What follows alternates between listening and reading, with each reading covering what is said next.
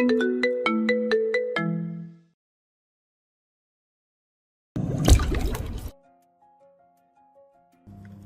Divorce কেন হয়েছিল জানো? আমিও তোমার মতন একটা নিকৃষ্ট প্রাণীকে ভালোবেসেছিলাম, সংসার পেতেছিলাম।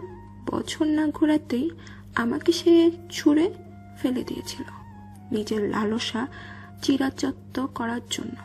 তখন আমার বয়স অল্প, আমি চোখে অন্ধকার দেখছিলাম, পরিবারের চাপ, সমাজের কথাবার্তা। আমি ভেঙে পড়েছিলাম প্রথমে।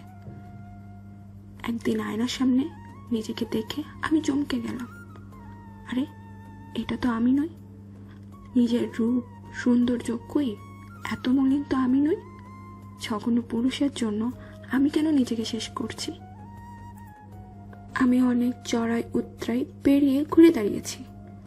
এখন আমার প্রিয় শখ কি জানো? তোমার মতো মুখোশধারী পুরুষদের মুখোশ টেনে ছেড়ে ফেলা। তাহির রেগে চিৎকার করে উঠল। আমি মুখোশধারী? স্নিগ্ধা ওকে থামিয়ে দিল। সত্যি সত্যি থেমে গেল তাহির। সে থই পাচ্ছে না কথার। মনে হচ্ছে একটা কোল্ড ব্লাডেড সাইকোপ্যাথের সামনে দাঁড়িয়েছে, কেমন ভয় করছিল ওর। তোমরা সবগুলো পুরুষ এক। এখানে যখন এলাম সবাই বলেছিল তুমি নাকি ভাঙবে না। আমি মনে মনে খুব হেসেছিলাম। আমার কথায় নাচতে তোমার 2 দিনও লাগেনি। বিচিত্র হাসি স্নিগ্ধার মুখে। খিলখিলিয়ে হাসলো সে, অধ্যত্বপূর্ণ পৈশাচিক হাসি। হাতে তুড়ি মেরে বলল, এক তুড়িতে আমি তোমার মতো পুরুষদের মুখোশ টেনে খুলে আসল চেহারার বের করে আনতে পারি। আমাদের বিয়ে করার কথা ছিল স্নিগ্ধা। বিয়ে? হ্যাঁ ছিল তো, কিন্তু আমি তোমার প্রতি বিরক্ত হয়ে গেছি তাহির। তুমি অত্যন্ত একঘরে আর অসহ্যকর মানুষ। তুমি ড্রাং? 2 প্যাক গেলেছি, কিন্তু এতটুকুতে নেশা হয় না আমার। আমি সজ্ঞানে বলছি, যাও তো যাও। আমার বাড়ির আশেপাশে আরেকদিন তোমাকে দেখলে আমি মামলা করে দেব। যতটুকু সম্মান এখনো আছে সেটুকু খোয়াতে না চেলে আমাকে আর কখনো বিরক্ত করবে না। তাহির ভয় পেল। সত্যি সত্যি একটা মিথ্যে মামলা করে দেয়, চাকরি যাবে, জেল হবে। সে বেরিয়ে এলো বাইরে। আজ বহুদিন পরে মায়ের মুখটা মনে পড়ল, সে স্নিগ্ধ হাসির শান্ত মুখটা। মেয়ের অবদ্ধ বলি ওকে দেখলেই কোলে ঝাঁপিয়ে পড়া। মেয়েটা বড় হলে ওকে ঘৃণা করবে। কি করেছে সে জীবনে? মরীচিকার পেছনে ছুটতে গিয়ে আসল সুখ সে হারিয়ে ফেলেছে চিরতরে। স্নিগ্ধাকে সে ছাড়বে না, ওকে ধ্বংস করার প্রতিশোধ সে অবশ্যই নিবে। সৌমি আর সাইমন ছায়ার সাথে দেখা করতে এসেছে। আর 3 দিন পরেই বিয়ের অনুষ্ঠান। ফুপু, তুই প্লিজ একবার হাসি মুখে আমাদের জন্য দোয়া করে দাও। মা, তুমি সবসময় আমাকে ভরসা করেছো, সেই ভরসা আমি হারিয়ে ফেলেছি। তবুও ক্ষমা করে দাও প্লিজ। তুমি মুখ ফিরিয়ে নিলে আমি সুখী হতে পারবো না মা। ছায়া এই কয়েকদিন অনেক ভেবেছেন। সৌমির বাবার সাথে কথা হয়েছে, তিনি প্রথমে রেগেই ছিলেন। সাইমন টেলিফোন করেছিল, তাকে চিঠিও লিখেছে, বুঝিয়েছে, মানিয়ে নিয়েছে। তিনি ছায়াকে বললেন, দেখো, মেয়ে বড় হয়েছে, একটা সিদ্ধান্ত নিজে নিয়েছে। আমাদেরও এত তাড়াহুড়া করে ভালো মতো ওর মতামত না নিয়ে বিয়ে ঠিক করা ঠিক হয়নি। আমি আর 5 মাস পরেই আসছি, যা হবার হয়ে গেছে। তুমি আর মনে কিছু রেখো না। আমাদের দুজনের তরফ থেকে ওদের জন্য মন থেকে দোয়া করে দিও। ভালো থাকুক ওরা। ছায়া সাইমনকে বলল, বিয়ে করে ফেলা সহজ, কিন্তু সম্পর্কের মানে বোঝাটা অনেক বড়, দায়িত্ব অনেক। তুই আমার মেয়েকে কতটা ভালো রাখতে পারবি? ফুপু, তুমি তো আমাকে জন্ম থেকেই চেনো। আমি জানি আমি খুব একটা সিরিয়াস নই জীবনে, তবে সম্পর্কের ক্ষেত্রে কিন্তু আমি দায়িত্ব নিতে পিছপা হই না। তোমার মেয়েকে আমি ভালোবাসি, ওকে আমি খুব ভালো রাখবো, কথা দিলাম। এবার সৌমিকে বললেন, তুই পারবি দায়িত্ব নিতে?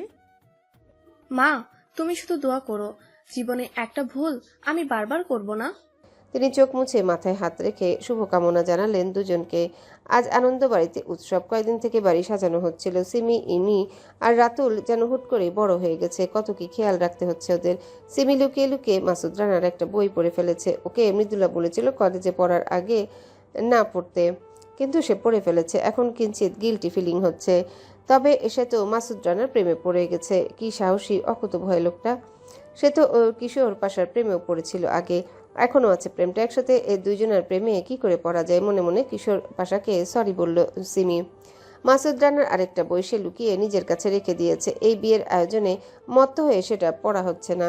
হৃদিতার ঘরে এলো সাবেরি আর মায়া। সাবেরি বললেন, তোমাদের বিয়েটা এত হুট করে হয়েছিল, তখন সেভাবে কিছু দিতেও পারিনি।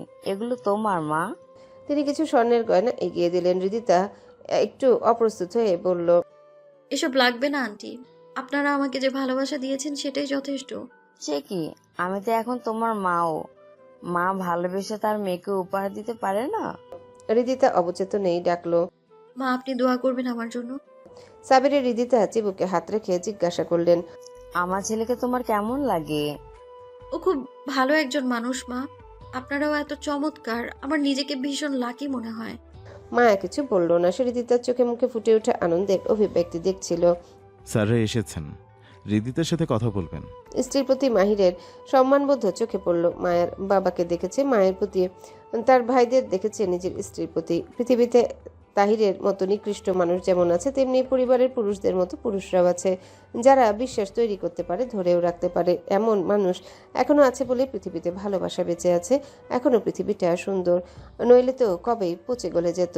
কথা এলো, তাকেও একটা শাড়ি পরিয়ে দিয়েছে মৃদুলা। কি সুন্দর পুতুলের মতো লাগছে। কথাকে মনে মনে মায়া বলল, তুই এত দ্রুত বড় হোস না মা। যত দ্রুত বড় হবি তত তাড়াতাড়ি আমি একা হয়ে যাব।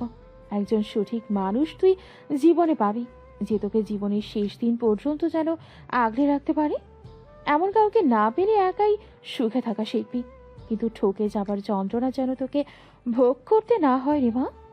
এত আনন্দের মাঝে মৃদুলার মাঝে মধ্যে মনে কেমন খচখচ করছিল।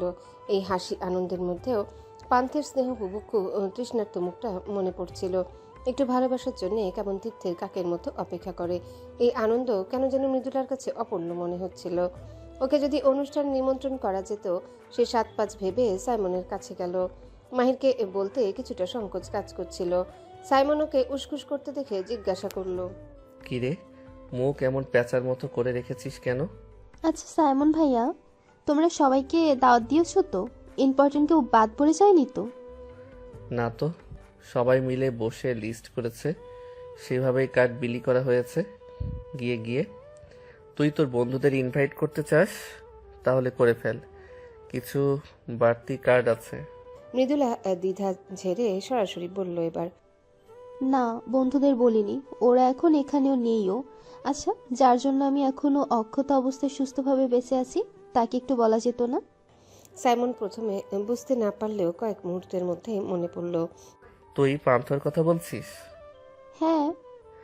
আসলেই ভুল হয়ে গেছে, তুই চিন্তা করিস না, আমি নিজে ওর বাড়িতে গিয়ে দাওয়াত দিয়ে আসবো।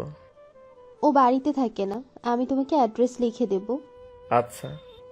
বলে সাইমনের মাথায় হঠাৎ একটা চিন্তা খেলে গেল। তুই কি করে জানলি? উনি চিঠি লিখেছিলেন কয়েকবার। এবার সাইমন পূর্ণ দৃষ্টিতে মৃদুলাকে দেখল। নিমন্ত্রণ করতে যাবার কথা বলতেই মেয়েটা খুব কেমন ঝলমল করে উঠেছে। সে খানিকটা গম্ভীর গলায় বলল, এর জন্য বুঝি মন খারাপ ছিল এত? মৃদুলা জানে সে ধরা পড়ে গেছে। একটু লজ্জা পেলেও সামলে নিল দ্রুত। লুকিয়ে লাভ নেই, সে লুকাতে চায়ও না, তাই কিঞ্চিত লাজুক স্বরে অকপটে বলল, অনেক মন খারাপ ছিল? হ্যাঁ। এখন মন ভালো হয়েছে? মৃদুলা এবার আর উত্তর দিল না, মিষ্টি করে হাসলো। ভেবে চিন্তে সিদ্ধান্ত নিয়েছিস তো? আমার মধ্যে কোনো দ্বিধা নেই। তুই বড় হয়ে গেছিস রে মৃদু। ঢং, তুমি বিয়ে করে ফেললে আমি পুচকে থাকবো নাকি সারা জীবন? কথাটা বলেই বেরিয়ে গেল মৃদুলা। সাইমন হেসে ফেলল, তবে চিন্তিত হলো খানিকটা। মৃদুলা ভীষণ অন্যরকম একটা মেয়ে, দৃঢ়চেতা, সাহসী, আবার একই সাথে অনুভূতিপ্রবণ। কষ্ট যেন না পায় মেয়েটা। সে নিজেই মৃদুলার কাছ থেকে ঠিকানা নিয়ে পান্থকে কার্ড দিয়ে অবশ্যই যেন আসে তা বলে এলো। দুটো বিয়ে আগেই হয়ে গেছে, শুধু আনুষ্ঠানিকতা। তবুও বেশ জাঁকালো আয়োজন করা হয়েছে। বাড়ির ছাদে করার কথা ছিল, কিন্তু সংকুলান হবে না, তাই ছাদের পাশাপাশি বাড়ির বাগানের বিপরীতে যে জায়গা আছে সেখানেও ব্যবস্থা রাখা হয়েছে। হৃদিতার পরিবার অনুষ্ঠানের দিন আসতে চাইলেও ইমতিয়াজউদ্দিন সাহেবের জোরাজোরিতে আগের দিন এসেছেন। হৃদিতার বাকি কিছু কাছের আত্মীয় আজ আসছে। সৌমির চাচারা অনেক বলার পরেও আসেননি, তারা তাদের সিদ্ধান্তে অটল। সৌমি ছায়ারাও 2 দিন আগে এখানে এসেছে। হৃদিতা আর সৌমি দুজনাই বেনারসি পড়েছে, বউ না সাজলেও ভারী সাজসজ্জা তাদের। সাবেরি বলেছেন, বিয়ে যখনই হোক, আজকের দিনটাও একটা বিশেষ দিন। এটুকু না হলে হয়? মাহির আর সাইমনও শেরওয়ানি পড়েছে। মাহির আগেও একবার ঘরোয়া অনুষ্ঠানে এসবের সাথে পরিচিত। সাইমনের প্রথম অভিজ্ঞতা। আরমান এসে সাইমনকে খোঁচা দিলেন। তুই না বলিস তুই প্রাচীন আমলের রাজা বাদশাহ, 7 রাত 7 দিন ধরে উৎসব করে বিয়ে করবি। এমনভাবে বিয়ে করলি, আমরাই জানলাম বিয়ের পরে। নকল রাজা বাদশাহ হলে এমনই হয়। এই বাড়ির পরবর্তী প্রজন্মের একটা বিয়েও তিনি আয়েশ করে উপভোগ করতে পারছেন না। এই দুঃখ কই রাখবেন? সাইমন অবশ্য কম যায় না। সে বলল, দেখো ছোট চাচা, মাহির আর আমি প্রতিজ্ঞা করেছিলাম একদিনে বিয়ে করব। সেটা না হলেও একদিনে বর্ষে যে বিয়ের অনুষ্ঠান তো করছি। মাহির পাশ থেকে ফোরন কাটলো। আমাকে টানছিস কেন মাঝখানে? তোকে না টানলে হয়? তুই বড় ভাই না? আজ মনে পড়েছে আমি বড় ভাই। আরমান মৃদু হেসে বের হয়ে যায়। এভাবেই মেতে থাকুক সবাই, হাসি, আনন্দ আর খুনসুটিতে। রিদিতার বাবা মা ঘরে এলে তাদের জন্য সবাই ঘর ছেড়ে দিল। মাহিরও যাচ্ছিল। আমিনুল হক থামালেন। রিদিতা আর চোখে মাহিরকে দেখলো একবার, এরপর বাবার দিকে তাকালো। মা জিজ্ঞাসা করলেন। রিদিতার বলতে ইচ্ছা করলো, বাবা আপনাকে ধন্যবাদ মাহিরের মতো একজন ম্যাজিশিয়ানকে আমার জীবনের সাথে জুড়ে দেবার জন্য। একদিন নিতান্ত অনিচ্ছায় যাকে গ্রহণ করেছিলাম, আজ কোনো জাদু বলে যেন সে আমার জীবনের অবিচ্ছেদ্য অংশ হয়ে উঠেছে।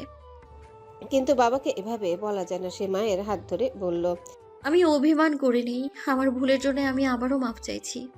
এবার বাবা বললেন, এখন আর এভাবে বলো না মা, কিছু ভুল আমাদেরও ছিল। তোমার সাথে আরো বেশি সখ্যতা তৈরি করলে হয়তো তুমি এই ভুলটা করতে না। যা চলে গেছে তা গেছে, সামনের জীবন সুন্দর হোক তোমাদের। মাহিরকে ইশারায় কাছে ডাকলেন আমিনুল হক সাহেব। মাহির এগিয়ে আসতে তিনি একটা ঘড়ি ওর দিকে বাড়িয়ে দিলেন। স্যার এসবের দরকার? তিনি মাহিরকে থামিয়ে দিয়ে বললেন, এটা বাবার দেয়া উপহার ভেবে নাও। এবার মাহির আর আপত্তি করলো না, কিন্তু স্যার সম্বোধনে সে অভ্যস্ত। স্যার আমি যাই ডাকি, আপনি সব সময় আমার বাবার মতো। যেদিন আপনি আমাকে বাঁচিয়েছিলেন সেদিন থেকে। তিনি ওদের দুজনকে মন থেকে শুভকামনা জানালেন, দোয়া করলেন। গতকাল থেকে তিনি মেয়ের ভেতরের পরিবর্তনগুলো পর্যবেক্ষণ করছিলেন। জীবন সম্পর্কে ধারণা না থাকা মেয়েটা খুব ধীরে ধীরে দায়িত্ব নিতে শিখেছে, জীবনকে জীবনের মতো বইতে দিতে শিখেছে।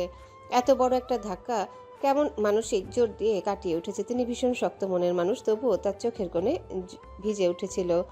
সন্তানের সুখে বাবা মায়ের চোখে কি এভাবে ভিজে? মৃদুলাও শাড়ি পরেছে আজ। অন্যান্য সময় চাইতে আয়নার সামনে আজ একটু বেশি সময় ব্যয় করেছে। চোখে কাজলের রেখা টানার সময় বাড়তি সতর্কতা অবলম্বন করেছে যেন ছড়িয়ে না যায়। পান্থ আসবে আজ। মা চাচিদের সাথে কিছুক্ষণ সহযোগিতা করলো। হৃদিতা সৌমির সাথে মজা করলো।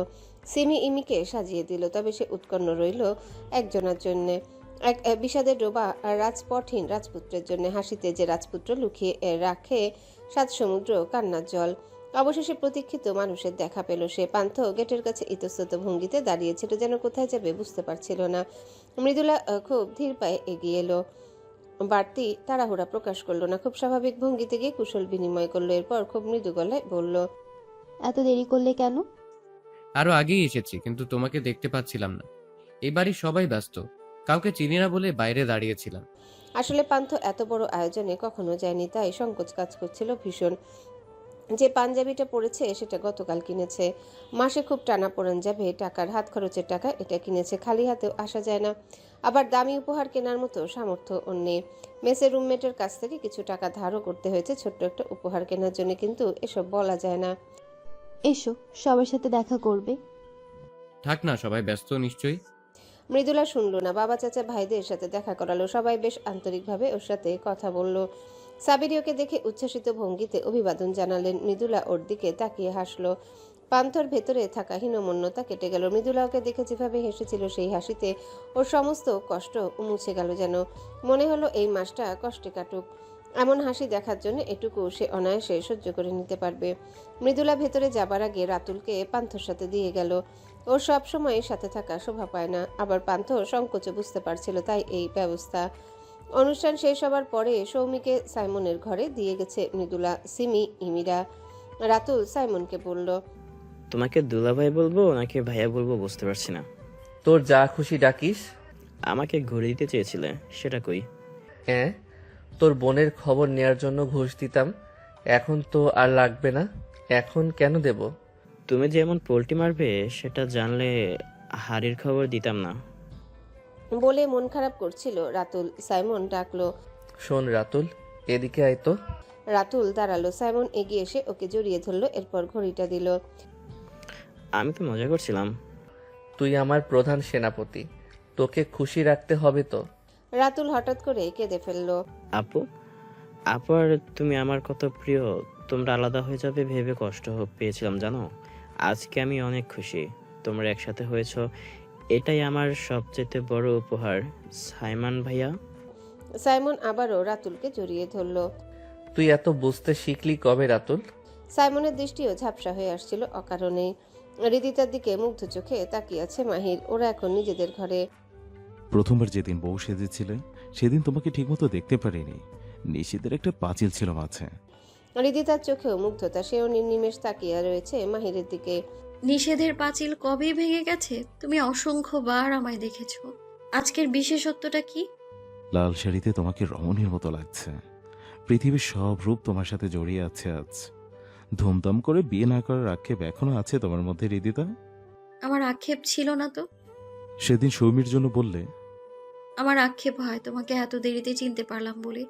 তুমি কি সত্যি ম্যাজিশিয়ান মাহির? আমাকে এত বোঝো কি করে তুমি? আমি খুব সাধারণ একজন মানুষ হৃদিতা। তুমি আমাকে ভালোবেসে ফেলেছো বলে অসাধারণ মনে হচ্ছে। হৃদিতা কিছুক্ষণ নীরব থেকে বলল। সবাই আমাকে রিদি ডাকে, একমাত্র বাবা রিদিতা ডাকতো। তুমিও ডাকো এখন। রিদিও তো বলতে পারো। আমার হৃদিতা ডাকতেই ভালো লাগে। অনেকে ভালোবেসে নাম সংক্ষিপ্ত করে, আমি না হয় ভালোবেসে পুরো নামই ডাকলাম। হৃদিতা হাসলো। মাহিরও। পুরো ঘর জুড়ে ছড়িয়ে পড়লো সেই হাসি। মৃদু তবুও যেন ঝংকার তুললো ওদের হৃদয়ে। সাইমন আজ হঠাৎ করে নার্ভাস হয়ে গেছে। এত কিছু ভেবে রেখেছে অথচ কিছুই বলতে পারছে না। কিভাবে শুরু করবে তাও গুলিয়ে গেছে। সৌমি প্রথম কথা বলল। আমার এখনো বিশ্বাস হচ্ছে না আমরা বিয়ে করেছি। রোমান্টিক উপন্যাস আর রোমান্টিক নাটক থেকে যে কয়টা প্রেমময় সংলাপ শিখেছিল সব বিস্তৃত হয়ে সাইমন বলল। গোয়াল ঘরে তোকে স্বাগত সৌমি। গোয়াল ঘর মানে?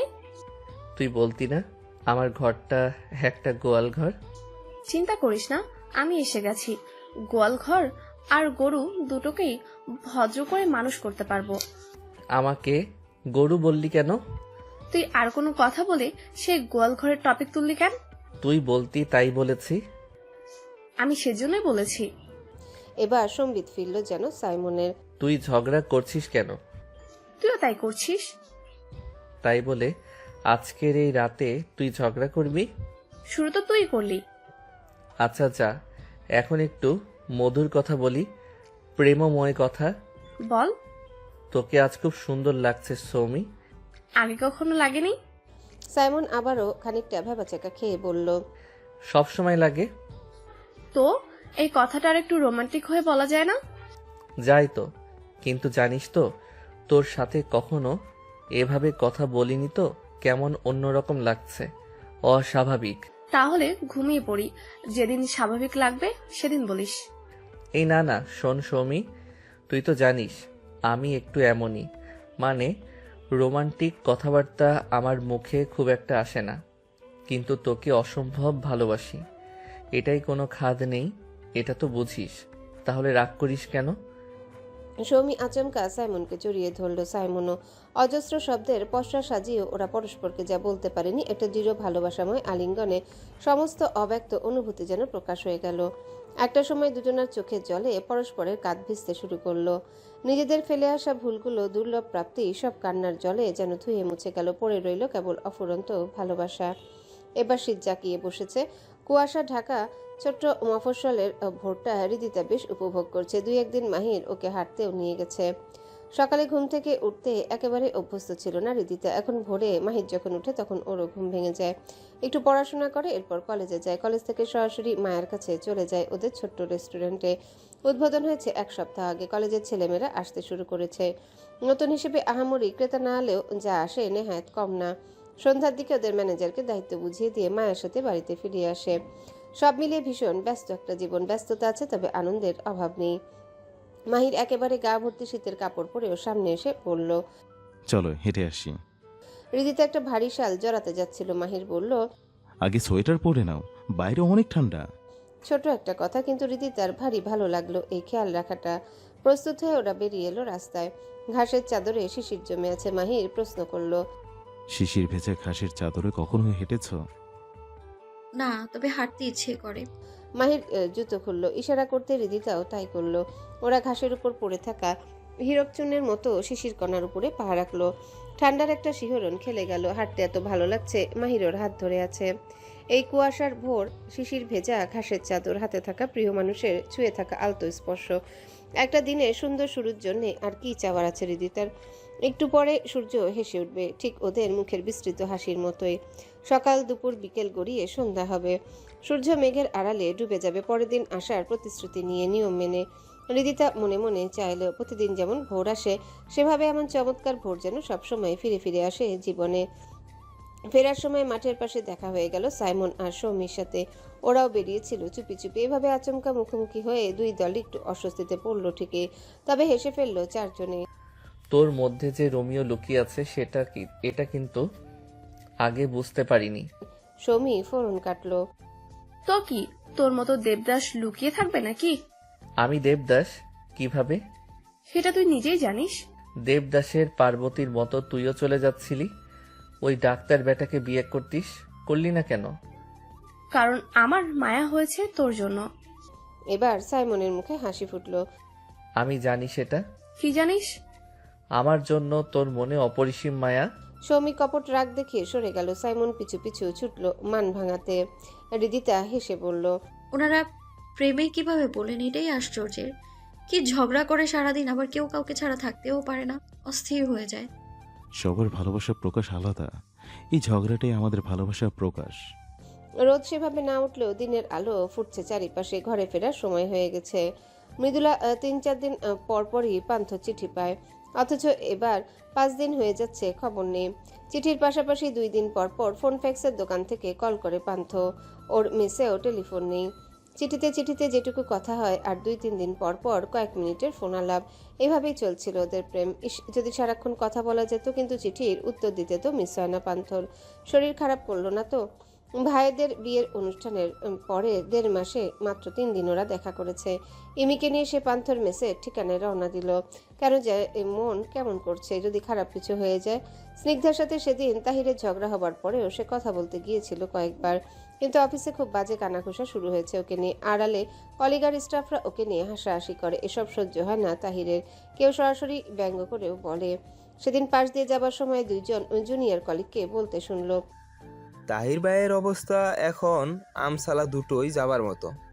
ওকে দেখে কথা থামিয়ে দিলেও ব্যঙ্গাত্মক হাসিটা লেগেই ছিল ওদের ঠোঁটে। একবার মনে হলো রিজাইন দিয়ে দিবে না, কিন্তু সেটাও তো হুট করে করা যায় না। নানা রকম প্রসিডিওর আছে, নিজের জীবন চালানোর বিষয় আছে।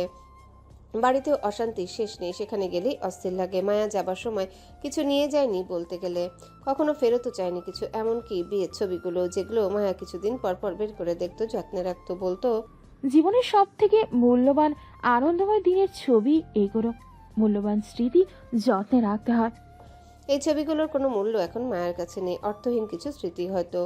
কথার কথা ভীষণ মনে পড়ে। বাড়ি ফিরলে কেমন ঝাঁপিয়ে পড়তো কোলে। পকেট হাতরা তো বাইরে থেকে কিছু এনেছে কিনা তার জন্যে।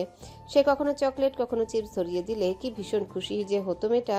ফোকলা দাঁতে ভুবন ভোলানো হাসতো। কতদিন দেখেনি সে মেয়েকে, ওর নিজের সন্তানকে। এখন কেমন আছে কথা, কতটুকু বড় হয়েছে। 1 মাস আগে একবার কথার সাথে দেখা করেছিল সে। সাইমন বাড়ির সামনে কথাকে নিয়ে এসেছিল। তাহিরকে দেখে খুশি হয়েছিল, তবে আগে সে উচ্ছ্বাস ছিল না। ওকে দেখে ঝাঁপিয়ে পড়েনি কোলে। ধীরে ধীরে সন্তানের কাছে অপরিচিত হয়ে যাচ্ছে কি। মায়া নিজ হাতে হোটেলের রান্নার তদারকি করে। খিচুড়ি, মুরগি, ডিম, মাছ এসব সে নিজেই রান্না করে। একসময় নিজের ফেলে আসা সংসারের জন্য যতটা যত্ন করে রাখত, সেই যত্নই এখানে ঠেলে দিচ্ছে। বাসার খাবারের একটা স্বাদ উপভোগ করা যায় বলে ভালোই আনাগোনা শুরু হয়েছে। প্রতিদিনের বাজার প্রতিদিন করানো হয়। একজন এসে বলল, আগের দিনে বেঁচে যাওয়া কিছু খাবার আছে, এগুলো গরম করে দেবে কি না, নষ্ট হয়নি? মায়া সরাসরি নিষেধ করে দিল, চেষ্টা করতে হবে যেন খাবার বেশি না হয়, তবে বাসি খাবার আমরা কাস্টমারকে দেব না, ওদের ভরসা নষ্ট করতে চাই না। হৃদিতা দেখলো পাশে বসে সে রান্না শিখে নিচ্ছে, চেষ্টা করছে দায়িত্ব নিতে। শুধু নামে নামে অংশীদারত্ব চায় না, সত্যিকার অর্থে পরিশ্রম করে অংশ হতে চায় সে। মায়ের একাগ্রতা, আন্তরিকতা, পরিশ্রম আর সততা দেখে দেখে সে শিখছে। এতগুলো মানুষ কাজ করছে এখানে, সবাই মায়াকে সমীহ করে, সম্মান করে। সেটা শুধু এই হোটেলের ওনার বলে নয়, সত্যি সত্যি সম্মান অর্জন করে নিতে জানে মায়া। উদ্বোধনের দিন মায়াকে রিদিতা সবার উদ্দেশ্যে কিছু বলতে বলেছিল। মায়া মৃদু হেসে উত্তর দিয়েছে, এখন কেবল শুরু করেছি। যেদিন সফল হতে পারবো সেদিন কথা বলবো। সফল না হলে একজন স্ট্রাগলারের কথা কেউ গুরুত্ব দিয়ে শোনে না, শুনলেও মানে না। যেদিন ভ্যালু তৈরি হবে সেদিন না হয় বলবো। রিদিতা আর কিছু বলেনি, তবে মায়ার ভেতরে স্পার্ক ওকে উদ্বুদ্ধ করে প্রবলভাবে। পান্থ কিছুদিন থেকে তুমুল জ্বরে কাতর হয়ে বিছানায় শুয়েছে। রুমমেট যেটুকু পারে দেখার চেষ্টা করে, কিন্তু তারও কাছ থেকে। আজ কয়েকদিন পরে পান্থ একটু কথা বলল। পান্থ ভাই, আপনার দুটো চিঠি এসেছে। মৃদুলা বলে একজন পাঠিয়েছে। আপনি প্রায় অচেতন বলে দেওয়া হয়নি। পান্থ অস্থির হয়ে বলল, কোথায় চিঠিগুলো? আপনার টেবিলে। আমার কাছে দেবে চিঠিগুলো? আপনি এখনো চিঠি পড়ার মতো সুস্থ না। উঠতে পারছি না, দাও প্লিজ। পান্থর অস্থিরতা দেখে চিঠিগুলো দিল সে। পান্থ অবশ্য পড়তে পারল না, কয়েক লাইন পড়ে ঘুমিয়ে পড়ল ক্লান্তিতে। মৃদুলা মেসে এসে জানতে পারল পান্থর প্রবল জ্বর। সে বাড়িওয়ালাকে কাতর অনুরোধ করে ভেতরে ঢুকতে পারল, সাথে ইনি। ওর রুমমেট তখন বেরিয়ে যাচ্ছিল, ওকে দেখে জিজ্ঞাসা করলো, আপনি কে? আমি মৃদুলা পানহু। আপনি মৃদুলা? আসুন, বসুন প্লিজ। আপনি চেনেন আমাকে? আপনার চিঠি এসেছে শুনে পান্থ ভাই যেভাবে পড়ার জন্য অস্থির হয়ে উঠেছিল, তাই বুঝতে পেরেছি আপনি তার কাছের কেউ। আম সরি, আমাকে যেতে হবে, জরুরি কাজ আছে। ছেলেটা বেরিয়ে যেতেই পান্থর মাথার পাশে চেয়ার টেনে বসে কপালে হাত দিল মৃদুলা। ইস, গা পুড়ে যাচ্ছে। পান্থ বিড়বিড় করে বলল, সোহান, আজ কত তারিখ? 8 তারিখ। পান্থ চোখ পিটপিট করে তাকালো। মৃদুলাকে দেখে মনে হলো হ্যালুসিনেশন হচ্ছে। এখানে মৃদুলা কি করে আসবে? সে তবুও হাসলো। আজ আমার জন্মদিন, কল্পনা হলেও তুমি এসেছো, এটাতেই খুশি আমি। কল্পনা? কেমন বাস্তবের মতো স্বপ্ন। শুভ জন্মদিন পান্থ। পান্থ এবার নিজের হাতটা কোনো মতে তুলে কপালে রাখা মৃদুলার হাতের উপরে রাখলো। তুমি সত্যি এসেছো? হ্যাঁ। এবার আমি সুস্থ হয়ে যাব, দেখো। মৃদুলার এত মন খারাপ হলো, উঠে গিয়ে বালতিতে করে পানি নিয়ে এসে মাথায় ঢালতে লাগলো। তোমার জন্মদিন আজ, আগে বলনি তো। কখনো পালন করা হয়নি আগে, তাই বলার মতো স্পেশাল মনে হয়নি। মাথায় পানি ঢেলে সে নিচে গেল। দারোয়ানকে বাজারে লিস্ট করে পাঠিয়ে দিল। চাল, দুধ, চিনি, মাংস সহ যা লাগে প্রয়োজনীয় জিনিসপত্র আনতে দিয়ে ফিরে এলো। পান্থর কাছে বলে দিল, আশেপাশে কোনো ডাক্তার থাকলে সাথে নিয়ে আসবেন প্লিজ। তাকে কিছু টাকাও বকশিশ দিল। স্থানীয় ফার্মেসির একজনকে পাওয়া গেল, প্রবীণ মানুষ, বেশ অভিজ্ঞ। তিনি কিছু ওষুধ দিলেন, সাথে করে এনেছিলেন। বাজার নিয়ে মৃদুলা রান্নাঘরে গেল। রান্নার খালা বললেন, ব্যাগের খোঁজ নেওয়ার মানুষ আছে। পান্ত মামা কয়দিন ধইরা মরার মতো পইরা আছে, একটা কেউ খোঁজ নেওয়া নাই। আমি যতটুক পারি করছি। মৃদুলা পায়েস রান্না করলো, পোলাও, মাংস রাঁধলো। ইমি সারাক্ষণ ওর পাশে বসে বোনের আকুলতা দেখলো। যার জন্য রান্না করা, সে অবশ্য তেমন কিছু খেতে পারলো না, মুখ তেতো হয়ে আছে। তবে পান্থর সাথে যাদের মোটামুটি কথা হয় সবাইকে খাবার পৌঁছানো হলো। তবে শরীর এখন আগে চাইতে ভালো লাগছে। মৃদুলার অস্থিরতা দেখছে সে আগেও বহুবার অসুস্থ হয়েছে, কখনো যত্ন পায়নি। নিজে নিজেই সুস্থ হয়ে যেত এক সময়। ওরও যে জন্মদিন পালন করা যায় সেটাও কখনো জানতো না। আজ কাঙ্ক্ষিত মানুষ ও শিওরে বসে ওর মাথায় পানি ঢেলে দিচ্ছে, যত্ন করে রান্না করছে, কাতর হচ্ছে। এটা প্রগাঢ় প্রশান্তি দিচ্ছে পান্থকে। পুরো পৃথিবীকে চিৎকার করে বলতে ইচ্ছা করছে, দেখো পৃথিবী, আমি তোমার বিশালতায় আর একা নই। একজন তার হৃদয়ের সমস্ত মমতা নিয়ে আমার পাশে আছে। ফেরার সময় ওষুধগুলো বুঝিয়ে দিয়ে এলো মৃদুলা। খাবার রেখে বলে এলো, যখন খেতে পারবে খেয়ে নিও। সাবধানে যেও। সুস্থ হলে ফোন করো, আমি চিন্তা করব। তোমার যত্ন পেয়েছি, সুস্থ তো হতেই হবে। মৃদুলা চলে গেল। ইস, যদি অধিকার থাকতো কিছুতে যেতে দিত না। সৈয়দ আকবর হোসেন 2 মাস ধরে গা ঢাকা দিয়ে আছে ঠিকই, কিন্তু হাত পা গুটিয়ে বসে নেই। তিনি চেয়েছিলেন নির্বাচনে জিততে। ইফতেকারের সাথে আত্মীয়তা হলে প্লাস পয়েন্ট ছিল, সাথে যদি তার অসহায় মেয়েকে দিয়ে নিজের ভাতিজার বিয়েটা করানো যেত, তবে পাবলিক সিম্প্যাথি তার দিকেই থাকতো। ইফতেকারের মেয়েটা বাপের মতোই, তারা সাথে একটা কোত্থেকে ছ্যাঁচড়া জুটলো। তাদের পরিকল্পনা ভণ্ডুল হয়ে গেল।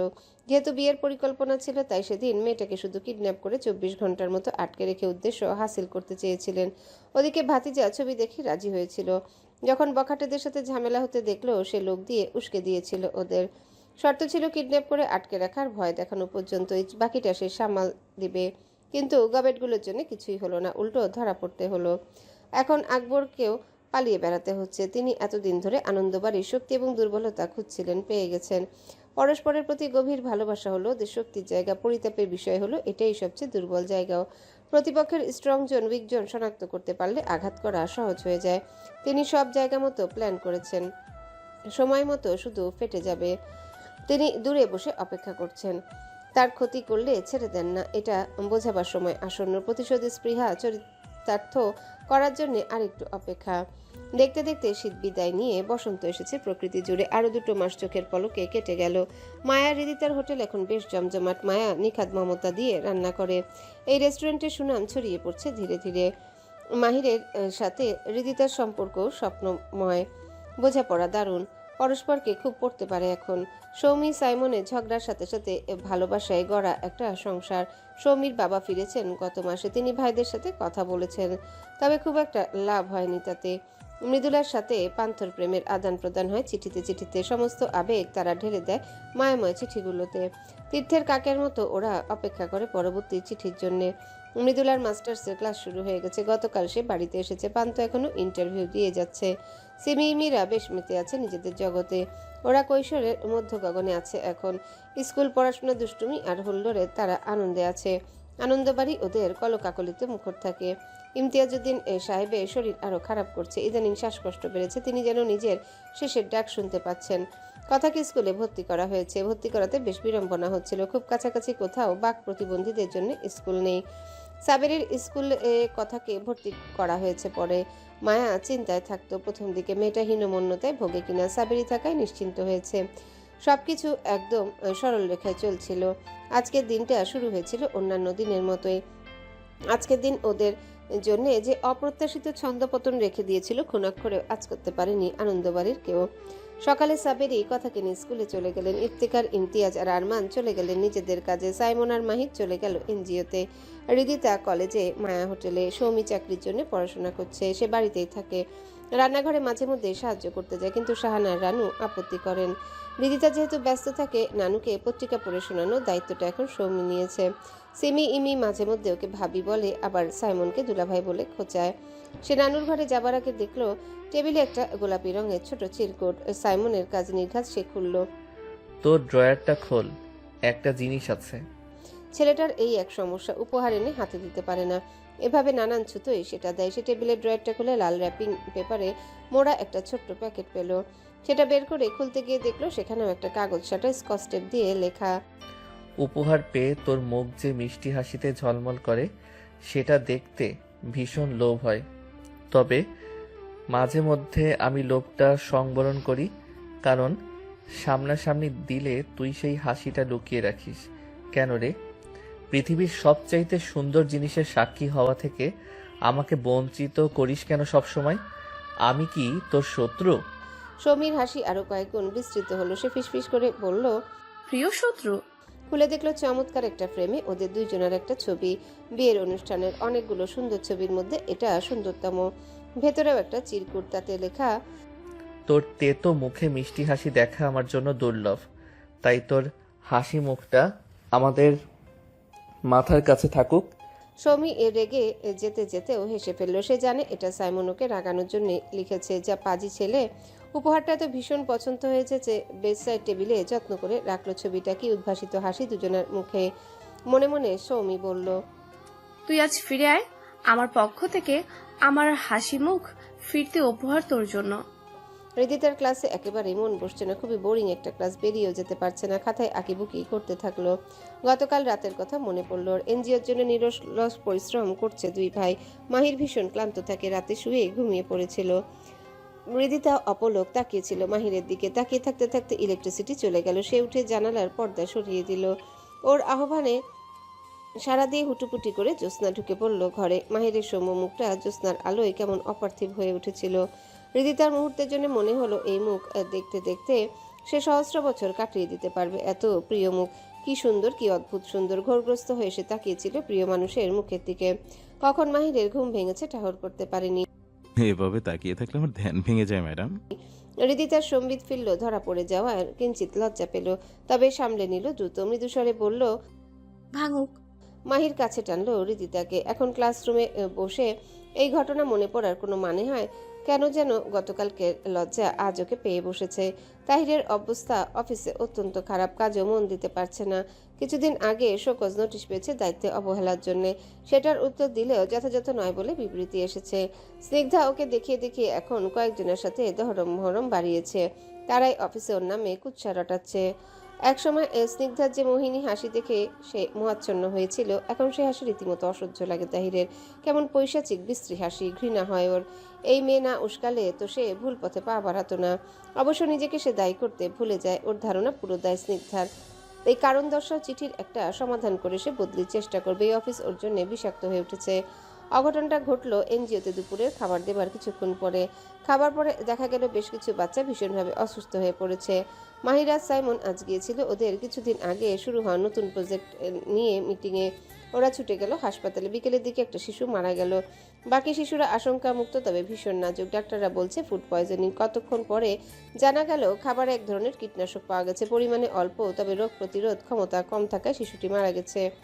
পুলিশ এলো ওয়ারেন্ট নিয়ে। কর্মচারীদের জিজ্ঞাসাবাদ করা হলো। প্রতিষ্ঠান প্রধানের দায়িত্ব গাফিলতির দায়ে শিশু মৃত্যু মর্মে মামলা হয়েছে। মাহিরা সাইমনকে থানায় নিয়ে যাওয়া হলো। জিজ্ঞাসাবাদ করে ওদের লকআপে রাখা হলো। সাথে খাবার পরিবেশন এবং রান্নার দায়িত্বে যে দুইজন ছিল তাদেরও ধরা হয়েছে। ইফতেখার, ইমতিয়াজ আর আরমান খবর পেয়ে ছুটে এলেন। আইনজীবী কাজ শুরু করলো জামিনের জন্য।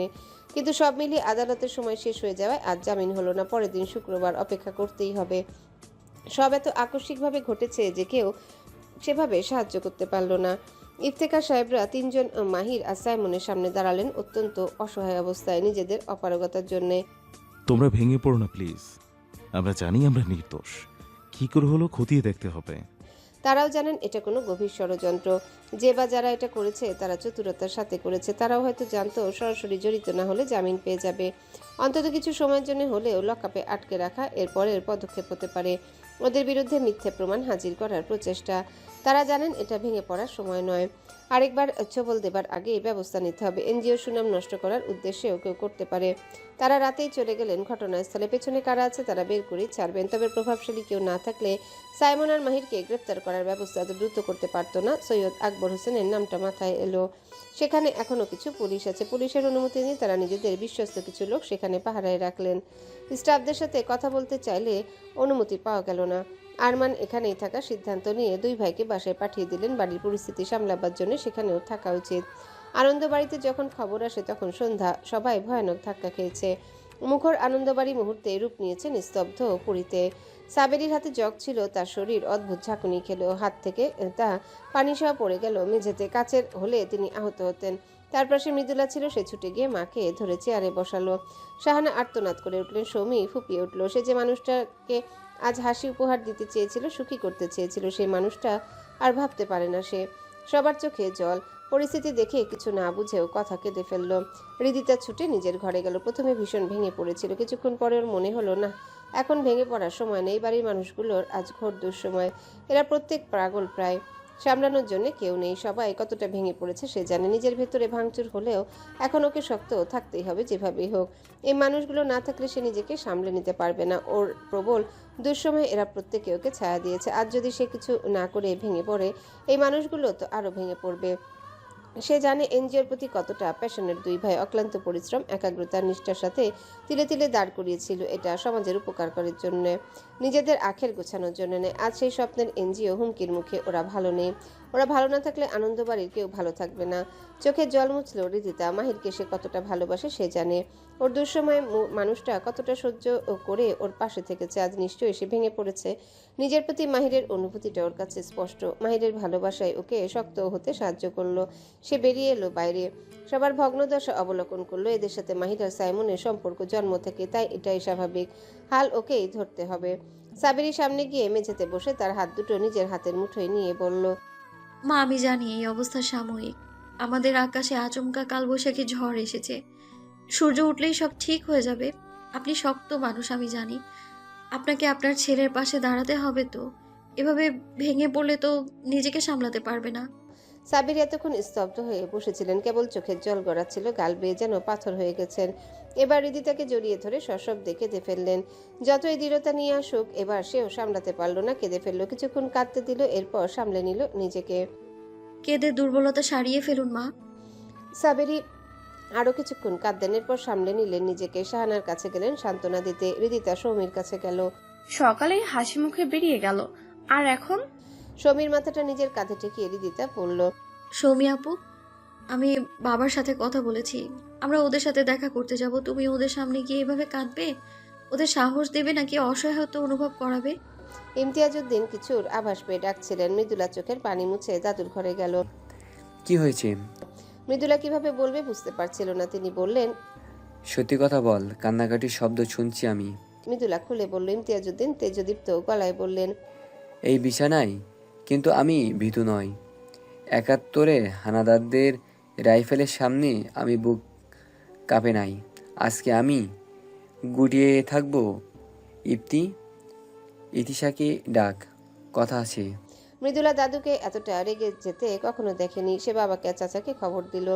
পরবর্তী করণীয় নিয়ে আলোচনা হলো। রাতেই টেলিফোনে আইনজীবীর মাধ্যমে দেখা করার ব্যবস্থা করলেন ইফতেখার।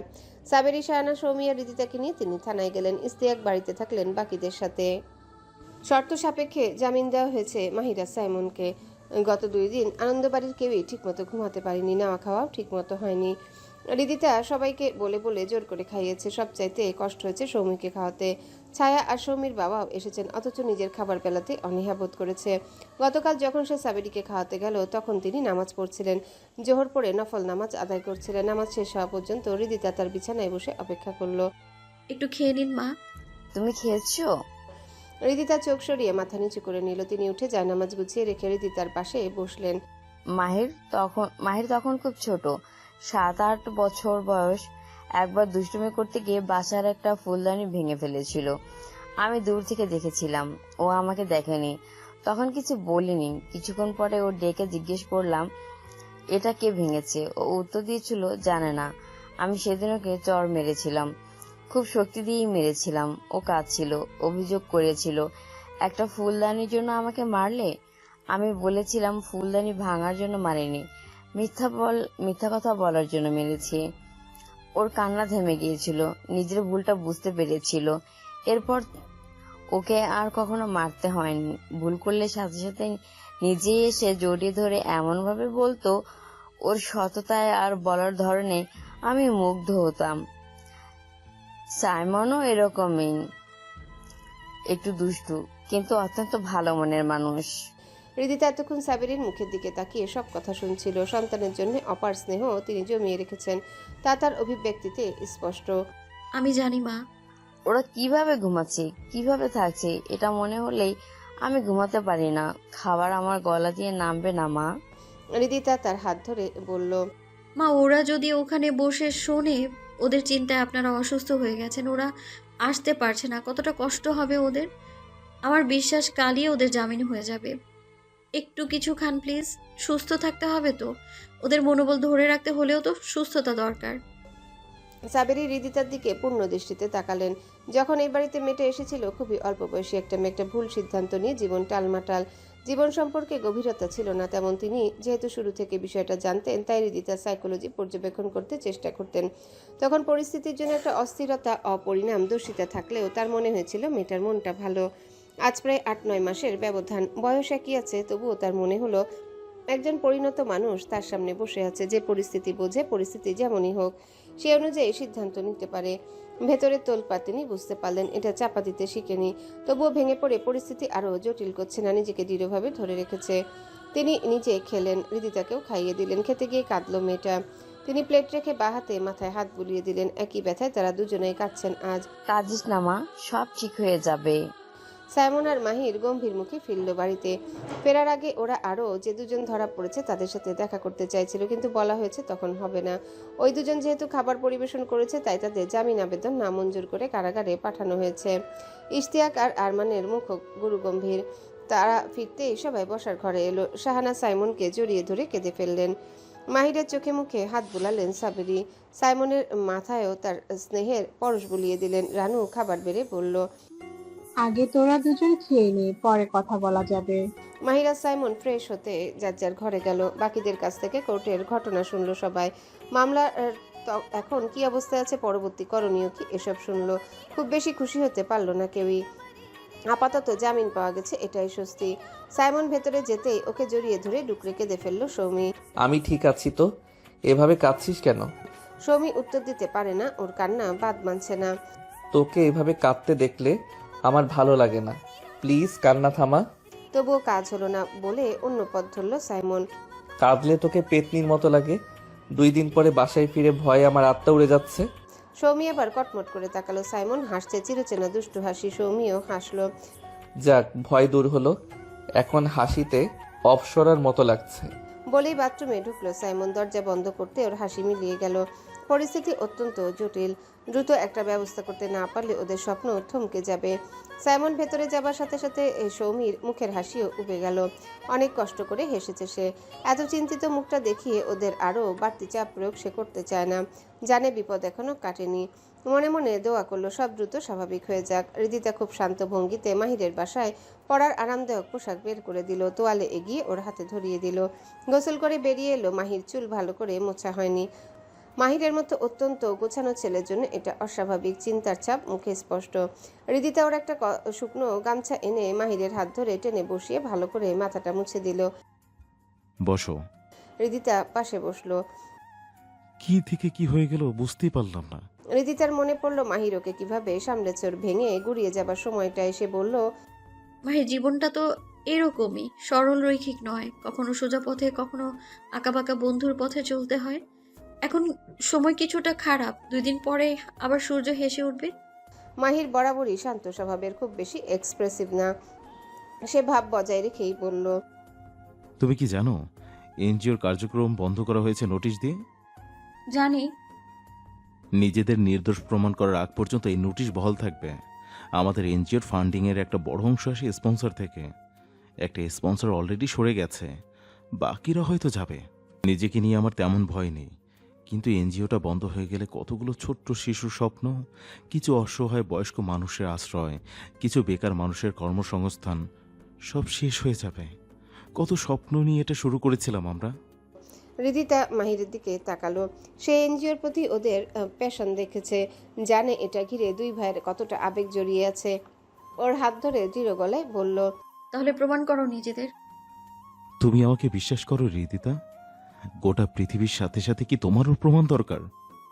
আমি তোমাকে বিশ্বাস করি মাহির।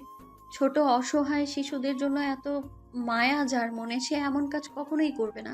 আমি জানি আমার কোনো প্রমাণ দেখার প্রয়োজন নেই, কিন্তু তোমাকে হেরে যেতে দেখতে পারবো না। তোমরা হেরে গেলে তো সত্যও হেরে যাবে। মিথ্যেকে জিততে দিও না। যেভাবেই হোক কোর্টে নিজেদের প্রমাণ করো। আমি এবারই প্রত্যেকটা মানুষ তোমাদের সাথে আছে। মাহির অদ্ভুত এক স্বস্তি অনুভব করলো। এই বাড়ির সকলে ওকে বিশ্বাস করে সে জানে, কিন্তু হৃদিতা যদি ভুল বুঝতো ওকে, সে ভেতরে ভেতরে হেরে যেত। এখন একটা জগদ্দল পাথর বুক থেকে নেমে গেল। মনে মনে খানিকটা লজ্জিত হলো। এমন ভাবনা ভেতরে খোঁচা নয়। আমরা হারবো না, স্বপ্ন থেমে যেতে দেব না। এই তো চাই, আমরা আনন্দ বাড়ির সবাই আছি। মাহির হৃদিতার দিকে তাকালো, মনে মনে শক্ত করলো নিজেকে। আগের চাইতে কয়েক গুণ শক্তি সঞ্চিত হলো ভেতরে। ওর ভালোবাসার মানুষগুলোকে সে হতাশ করবে না, করতে পারবে না। খাবার পরে বসার ঘরে একসাথে বসলো সবাই। আমিনুল হক সাহেব টেলিফোন করছিলেন। তিনি একজন প্রাইভেট ডিটেকটিভ হায়ার করার পরামর্শ দিলেন। ময়ূক এহসানের অফিসে গিয়েছিলেন কথা বলতে, কিন্তু অন্য একটা কেস নিয়ে রাজশাহীতে আছে বলে তাকে রিচ করা যায়নি। এই প্রস্তাব তাদের মতো আছে। পুলিশের ইনভেস্টিগেশন অফিসিয়ালি হোক, কিন্তু ওরা নিজেদের মতো চেষ্টা করবে।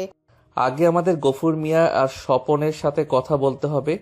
ওরা ছাড়া আর কারা কারা রান্নাঘর বা ডাইনিং রুমে গিয়েছিল এসব জানতে হবে। ওরাও তো মেশাতে পারে। ওরা শুরু থেকেই আছে, বিশ্বস্ত মানুষ। তাছাড়া গফুর মিয়ার ছেলেও কিন্তু ওই বাচ্চাদের সাথে পড়ে, সেও খাবার খেয়ে অসুস্থ হয়েছিল। সাইমনের যেন হঠাৎ মনে পড়ল, মাহির, 4-5 মাস আগে আমরা 2-3 জন নতুন কর্মী নিয়েছিলাম, মনে আছে তোর? হ্যাঁ, ফিরোজের মাধ্যমে ওদের সিলেকশন হয়েছিল। চল ফিরোজের সাথে কথা বলি। দাঁড়া, ওকে আসতে বলে বাসায়। সাইমনের প্রস্তাবে মাহির বলল কথাটা। জরুরি ভিত্তিতে তাকে ডেকে পাঠানো হলো। ফিরোজ ওদের সাথে স্কুলে পড়তো, কলেজ আলাদা ছিল। মাহির ঢাকায় চলে গেল।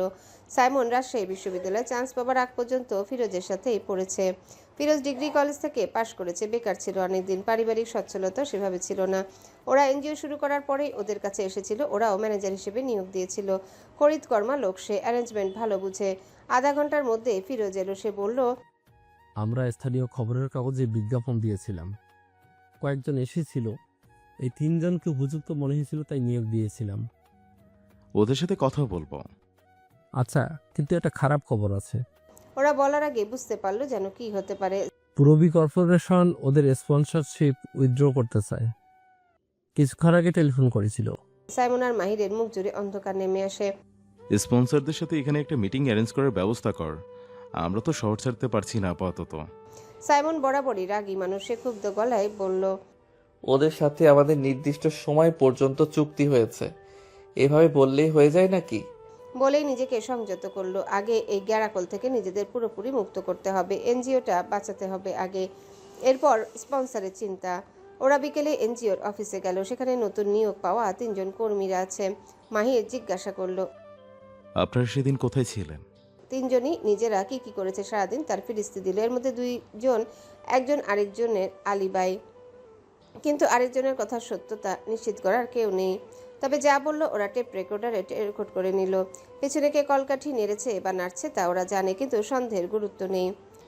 আদালত প্রমাণ চায়। ওই ধুরন্ধর কুটির লোককে টেনে সবার সামনে মুখোশ খুলতে হলেও প্রমাণ জোগাড় করতে হবে। এখন যে শিশুটা মারা গেছে তার রেকর্ড রেজিস্টার থেকে বের করলো। নাম পিন্টু, ঠিকানা, বাড়িতে কারা কারা আছে এসব লেখা আছে। পিন্টুর বাবা ঢাকায় রিক্সা চালায়, সেখানে একটা বিয়ে করেছে বলে খোঁজ খবর নেয় না। মা আর বড় বোন আছে একটা, ওদের সামনে কি করে দাঁড়াবে? ব্যক্তিগত আক্রোশ চরিতার্থ করার জন্য শিশুরাও এদের কাছে নিরাপদ নয়।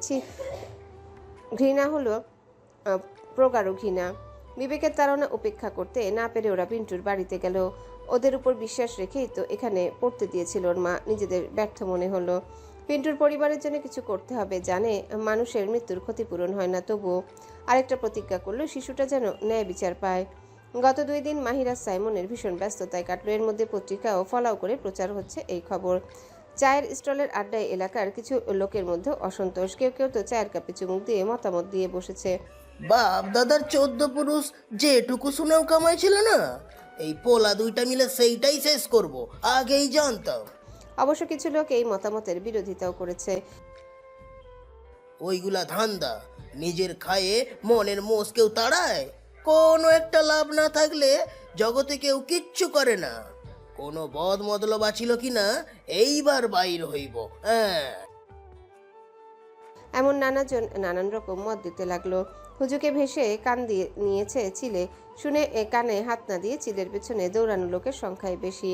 যে এলাকার জন্যে আনন্দবাড়ির পূর্বপুরুষ থেকেই নানাবিধ উন্নয়নমূলক কর্মকাণ্ড করেছে, বিভিন্ন ফান্ড রেজের সময় থেকে শুরু করে দাতব্য প্রতিষ্ঠানের দাতা হিসেবে তারা সবসময় অগ্রণী ভূমিকা পালন করেছে। এখন একটা খারাপ সময়ে বেশিরভাগ মানুষ যাচাই বাছাই ছাড়াই এসব বিশ্বাস করে বসে আছে। বর্তমানে এলাকার বহুল চর্চিত বিষয় এটি। জীবন কখনো কখনো শোকাবহ হয়ে ওঠে ক্ষণিকের জন্যে, তবে কিছু কিছু মানুষ সেই শোক বয়ে বেড়াতে অস্বীকৃতি জানায়। শোককে শক্তিতে পরিণত করে আগের তুলনায় বলিয়ান হয়ে ওঠে। আনন্দবাড়ির মানুষগুলো এই মন্ত্রে উদ্বুদ্ধ।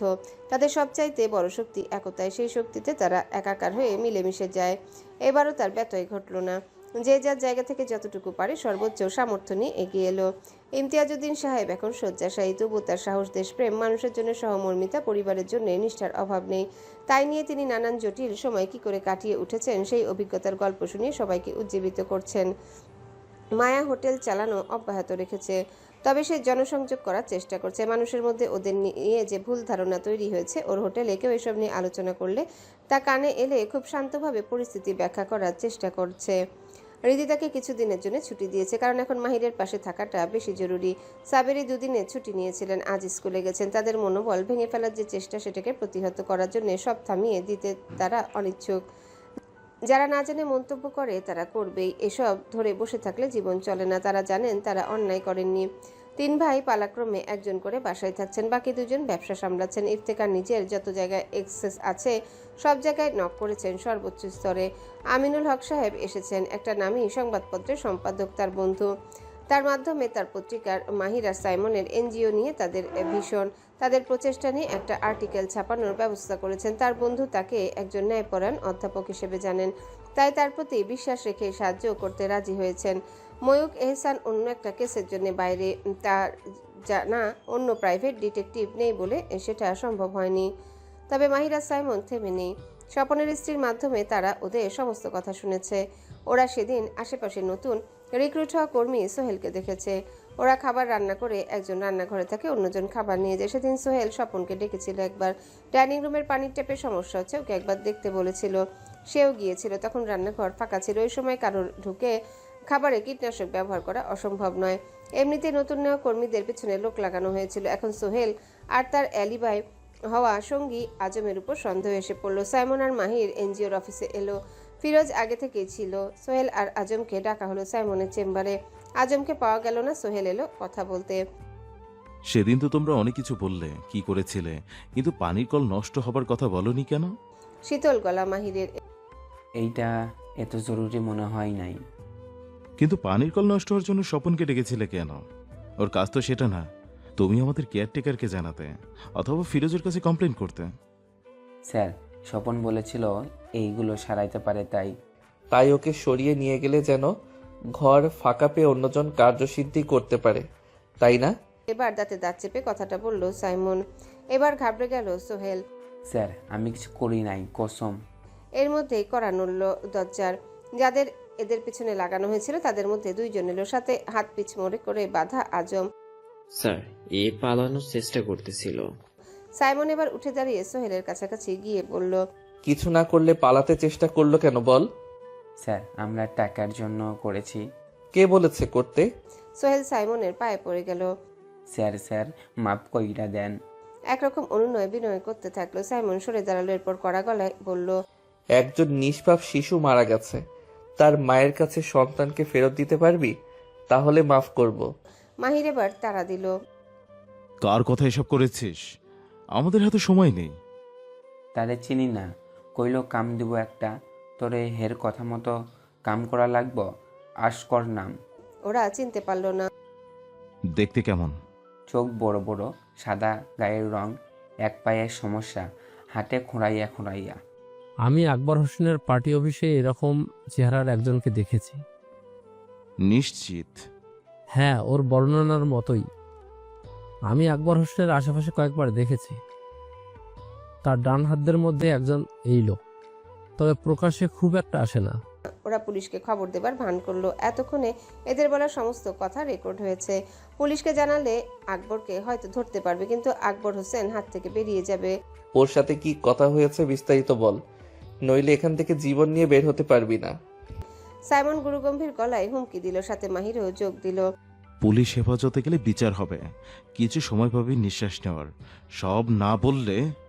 বাকি কথাটা বলল না, তবে হুমকিটা ওদের সামনে থাকা দুজনের মনে ভীতি সঞ্চার করার জন্য যথেষ্ট ছিল।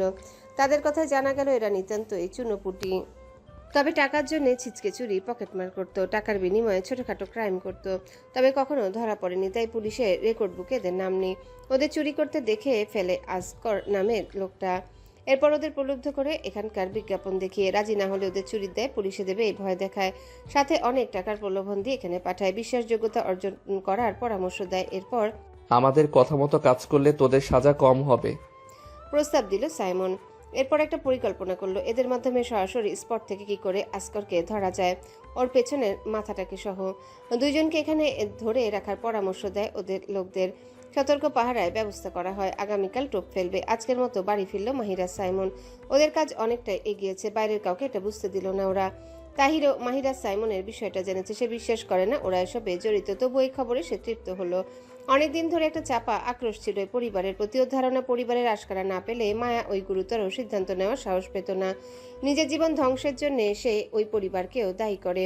মায়ের কর্মকাণ্ডে সে যার পর ন্যায় হতাশ। এত অসম্মানের বুলি উড়িয়ে গেল। কি করলো? হোটেল এই সম্মানের নমুনা? চাকরি করলে বা ভাইদের পৈতৃক ব্যবসায় বসলে তাও বুঝতো। ভালোই হয়েছে, ওকে ছেড়ে গেছে, এখন বুঝুক। তবে স্নিগ্ধার একটা ব্যবস্থা সে করবে, বেশি বার বেড়েছে। পত্রিকায় খবর ছাপা হলে পান্থ ছুটে এসেছিল একদিন। এত আন্তরিক মানুষগুলো ওর মতো একজনের জন্য তারা এতটা মায়া দেখিয়েছে, তারা এমন ঘৃণা একটা কাজ করবে, এটা সে কখনোই বিশ্বাস করবে না। সবার সাথে কথা বলে আবারও চলে এসেছে। মৃদুলার ম্লান মুখ দেখে কি যে কষ্ট হয়েছে ওর হাতে কোনো জাদুর কাঠি থাকলে সেই কাঠির একটা স্পর্শে এই বিপদ কাটিয়ে মৃদুলার ওই মায়াময় স্নিগ্ধ ম্লান মুখে সে হাসি ফোটাতো। ওই মুখে কান্না দেখলে পান্থর যে কতটা যন্ত্রণা হয়। বাগানে মৃদুলার সাথে 5-6 মিনিট কথা হয়েছে কেবল, তেমন কথা হয়নি। পাপা সান্ত্বনা বাক্য সে শোনাতে পারে না, তাই চুপ করে দাঁড়িয়ে থেকেছে। তুমি এই পরিস্থিতির মধ্যেও এসেছো, সবাই তো মুখ ফিরিয়ে নিচ্ছে। আমি নিজের যে কোনো কষ্ট সয়ে নেব মৃদুলা, কিন্তু তোমার দিক থেকে মুখ ফিরিয়ে নিতে গেলে আমার যে কষ্ট হবে সেই যন্ত্রণা সইবার মতো অতটা পাথর আমি নই। এইটুকু কথোপকথন ওদের সব ঠিক হয়ে যাবে। পৃথিবীতে এখনো সত্য বেঁচে যায়, মিথ্যের মৃত্যু হয়, নইলে পৃথিবী এখনো বাসযোগ্য কেন? ভীষণ ম্লান একটা হাসি ফুটেছিল মৃদুলার মুখে এক মুহূর্তের জন্য। ইস, এই চমৎকার পরিবারের দুঃসময়ে সে যদি সরাসরি পাশে থাকতে পারত।